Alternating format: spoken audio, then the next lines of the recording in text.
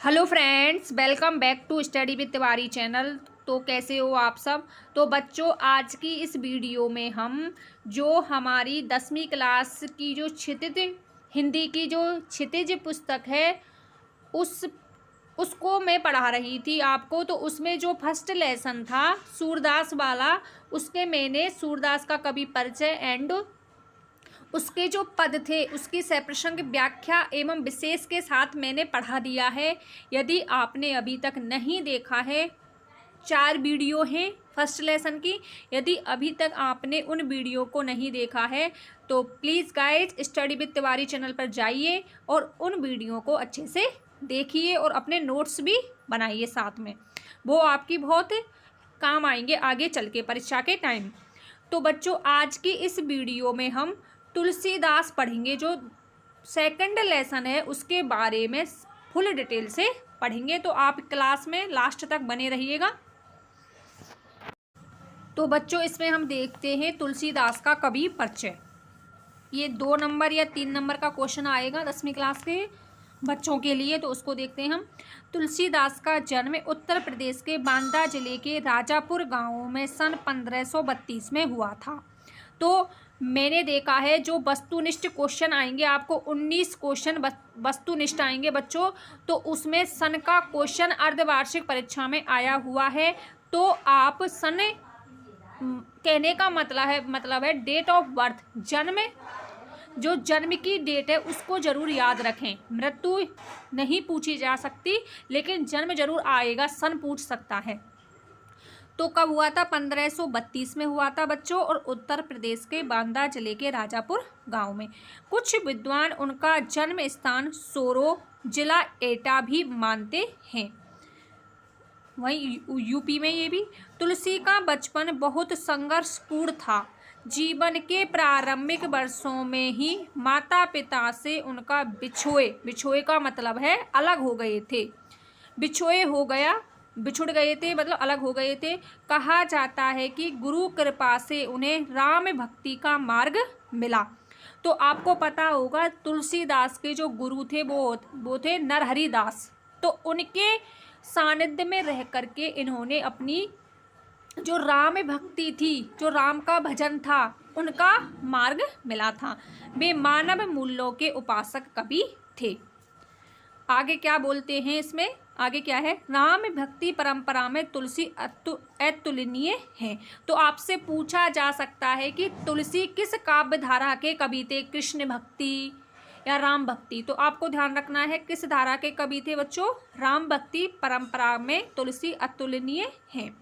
रामचरितमानस कवि की अनन्य राम भक्ति और उनके सृजनात्मक कौशल का मनोरम उदाहरण है। तो रामचरितमानस इनकी बहुत ही फेमस पुस्तक है जो अवधी भाषा में लिखी गई है। उनके राम मानवीय मर्यादाओं और आदर्शों के प्रतीक हैं, जिनके माध्यम से तुलसी ने नीति, स्नेह, शील, विनय, त्याग जैसे उदात्त आदर्शों की प्रतिष्ठित किया। रामचरितमानस उत्तरी भारत की जनता के बीच बहुत लोकप्रिय है। उत्तरी भारत की जनता के बीच मानस के अलावा उनके कौन कौन सी रचनाएं हैं जो आपको परीक्षा में पूछी जा सकती हैं। अभी अर्धवार्षिक परीक्षा में आपको पता होगा बच्चों, 10th क्लास के बच्चों के लिए क्वेश्चन आया था, इन निम्नलिखित रचनाओं में से सूरदास की कौन सी रचना नहीं है। तो उसमें जो फर्स्ट विकल्प था बच्चों वो था रामचरितमानस। तो आपको पता चल गया होगा अब तो कि रामचरित जो मानस है वो तुलसीदास की रचना है, ना कि सूरदास की।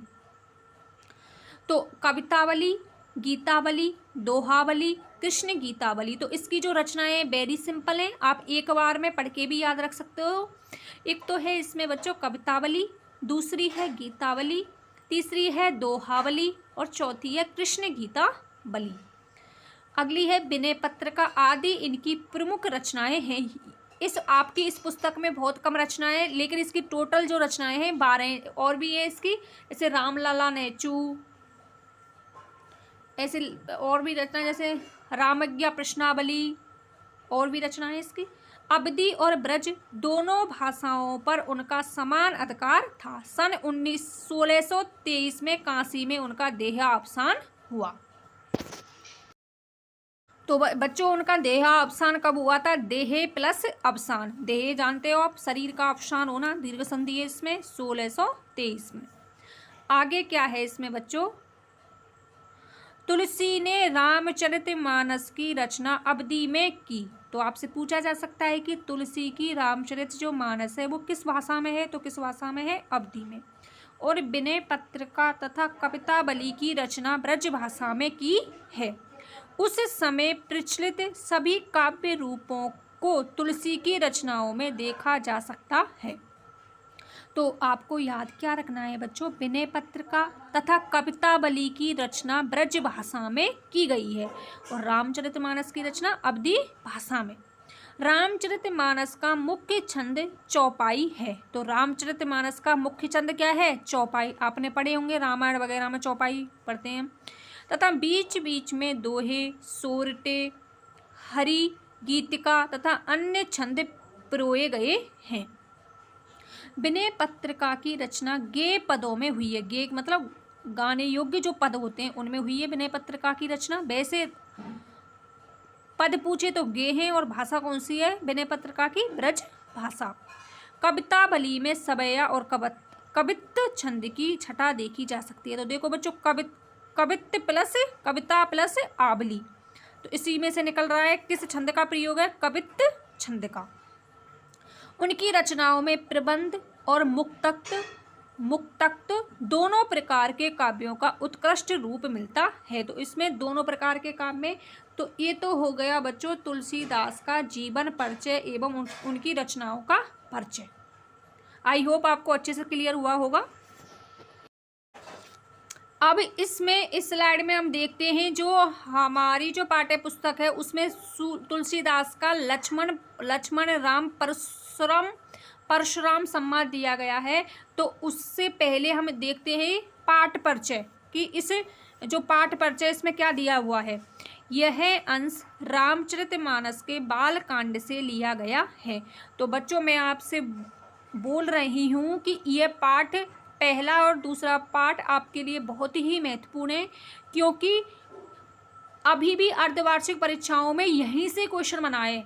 क्या पूछा गया था? रामचरितमानस को किस कांड से लिया गया है? तो उसमें दिया था बाल कांड, उत्तरकांड, ऐसे ऑप्शन थे। तो उसमें एक किष्किंधा कांड, तो मैंने बच्चों की कॉपियाँ चेक की थी, उसमें बच्चों ने किष्किंधा कांड कर रखा था जो कि बिल्कुल अशुद्ध था। तो शुद्ध क्या होगा इसका सही आंसर? बाल कांड से। तो रामचरितमानस बाल कांड से लिया गया है। सीता स्वयंवर में राम द्वारा शिव धनुष भंग के बाद मुनि परशुराम को जब ये समाचार मिला तो वे क्रोधित होकर वहां आते हैं। शिव धनुष को खंडित देखकर वे आपे से बाहर हो जाते हैं। कहने का मतलब है वे क्रोध से भर जाते हैं। राम के विनय और विश्वामित्र के समझाने पर तथा राम की शक्ति की परीक्षा लेकर अंततः उनका गुस्सा शांत होता है। इस बीच राम, लक्ष्मण और परशुराम के बीच जो संवाद हुआ उस प्रसंग को यहाँ प्रस्तुत किया गया है। तो आई होप आपको समझ आया होगा कि इस पाठ में हम किसके बीच संवाद पढ़ेंगे। तो किसके बीच पढ़ेंगे बच्चों? राम, लक्ष्मण और परशुराम के बीच। परशुराम के क्रोध भरे वाक्यों का उत्तर लक्ष्मण व्यंग्य वचनों से देते हैं। इस प्रसंग की विशेषता है लक्ष्मण की वीर रस से पगी व्यंग्योक्तियाँ, व्यंग प्लस उक्तियाँ, गुणसंधि हो गई इसमें, और व्यंजना शैली की सरस अभिव्यक्ति हुई है। तो आप इसको विशेष के रूप में लिख सकते हो। पहले आता है प्रसंग, उसके बाद क्या आती है व्याख्या, फिर क्या आता है विशेष, तो उसमें लिख सकते हो आप इसको। तो आई होप बच्चों आपको पता चल गया होगा कि आज हम क्या पढ़ने वाले हैं।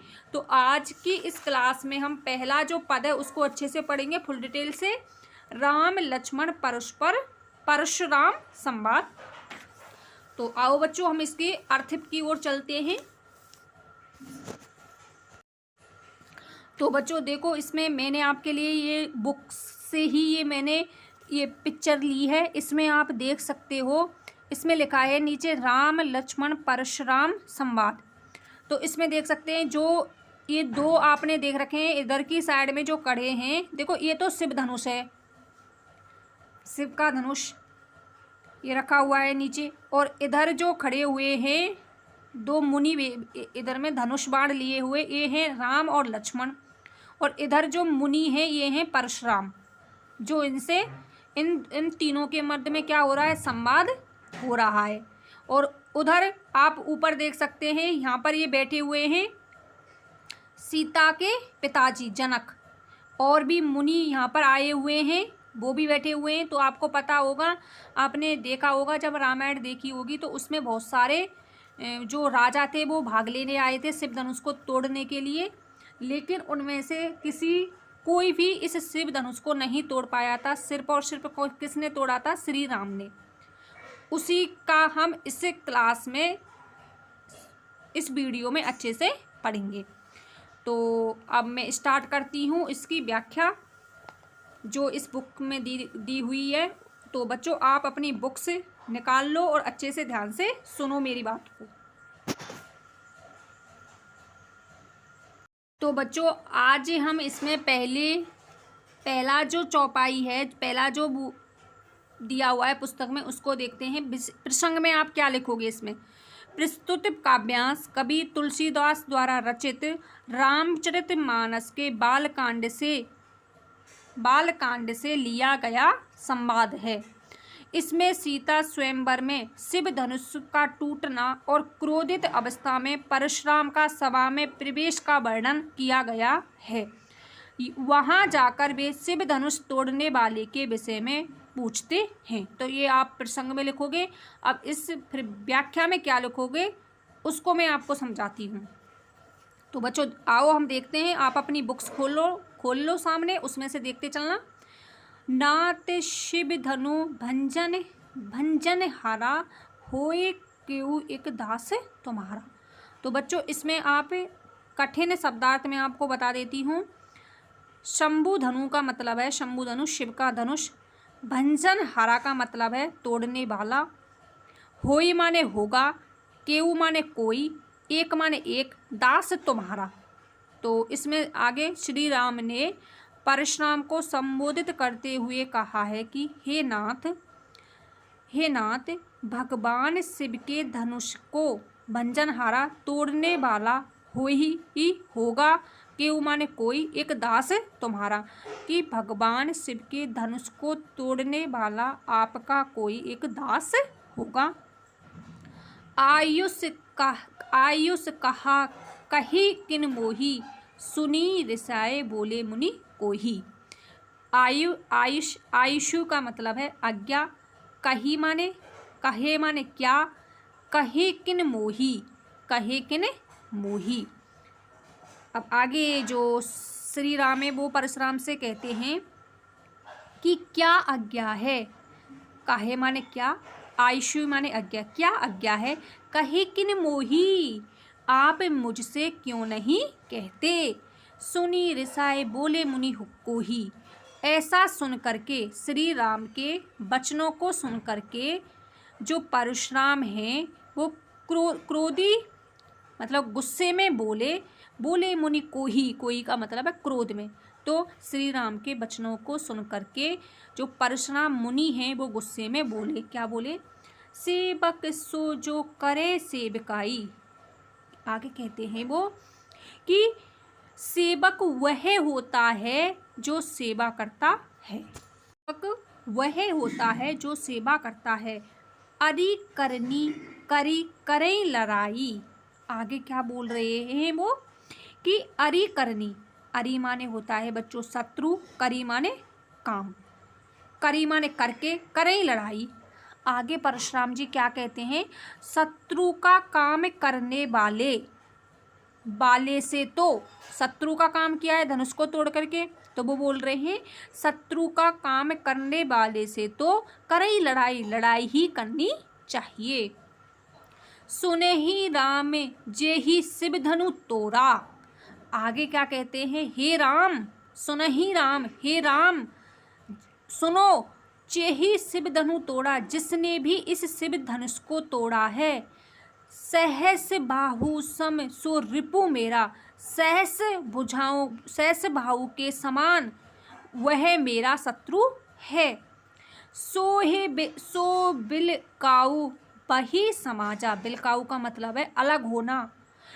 फिर वो आगे क्या कहते हैं कि जो जिसने भी इस शिव धनुष को तोड़ा है मैं उसे आदेश देता हूँ, वह सो माने वह बिलकाऊ माने अलग, बही समाजा वो इस समाज से अलग हो जाए।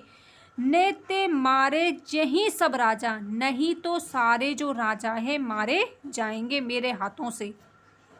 सुनी मुनि बचन लखन मुस्काने, ऐसा सुन करके मुनि के वचनों को सुन करके लखन आया है लक्ष्मण के लिए, तो लक्ष्मण मुस्काने, मुस्कुराने लगे। बोले परसों दरहीं अब माने। आगे क्या क्या बताया गया है इसमें, परशुराम का अपमान करते हुए बोले, क्या बोले, बहु दनहि तोरी लड़काई, हे मुनि, हे स्वामी, हे गुरु। बहु माने बहुत, धनुई माने धनुष, तोरे लड़काई की हम, तोरे माने तोड़े हैं, लड़काई माने बचपन में कि हमने बहुत धनुष तोड़े हैं बचपन में, ऐसे तो आप इतने क्रोधित क्यों हो रहे हो हम पर। कहूँ न आस ऋषि कहीं गोसाई, कभू माने कभी भी, ना माने नहीं, आसी, आस माने ऐसा, रिस माने रिस होना या क्रोधित होना, कहीं गोसाई, हे गोसाई आपने कभी पहले तो आपने कभी ऐसा क्रोध किया ही नहीं धनुष तोड़ने पर आज ऐसा क्रोध क्यों। यही धनु पर ममता की होती। आगे लक्ष्मण क्या बोलते हैं कि किंतु आपसे, आपको इसी धनुष पर इतनी ममता किस कारण है। हेतु माने कारण, ममता माने ममता, के ही माने क्यों, यही धनु पर कि इस धनुष पर आपकी ममता किस कारण है। सुनी रिसाए कहे भृगकुल केतु। अब आपको पता होगा भृगकुल केतु का मतलब होता है ध्वजा। भृगकुल की ध्वजा अर्थात परशुराम जी के लिए आया है। तो आपसे पूछा जा सकता है ये भी कि भृगुकुल केतु किसके लिए प्रयुक्त हुआ है, तो किसके लिए हुआ है बच्चों, ध्यान रखना आप, इसके लिए हुआ है परशुराम जी के लिए। सुनी रिसाए कहे भृगकुल केतु, लक्ष्मण के वचनों को सुन करके परशुराम जी बोले, हे नृप बालक, हे नृप बालक, गुस्से में बोले, रे नृप बालक, काल बस बोलत तो ही ना समार, धनु ही समय त्रिपुरी धनु विदत सकल संसार। तो वो क्या बोले बच्चों, रे नृप बालक, तो नृप का मतलब क्या होता है, राजा।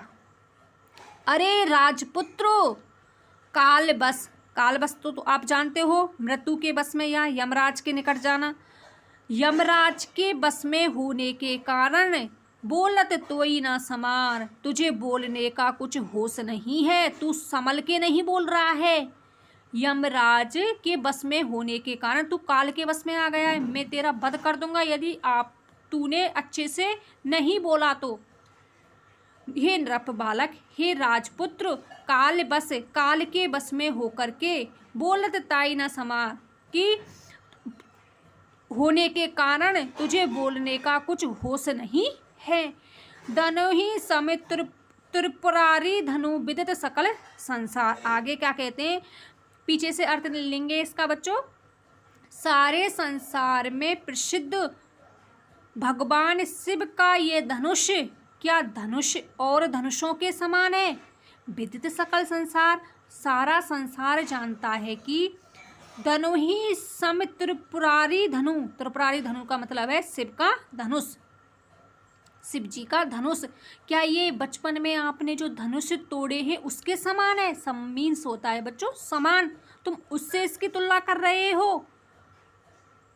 ये कोई साधारण धनुष नहीं है। ये किसका धनुष है? शिव का धनुष है, जिसे कोई शक्तिशाली पुरुष ही तोड़ सकता है। ऐसा वैसा पुरुष इसको तोड़ नहीं पाएगा। तोड़ने की तो दूर बात है, इसको छू भी नहीं सकता।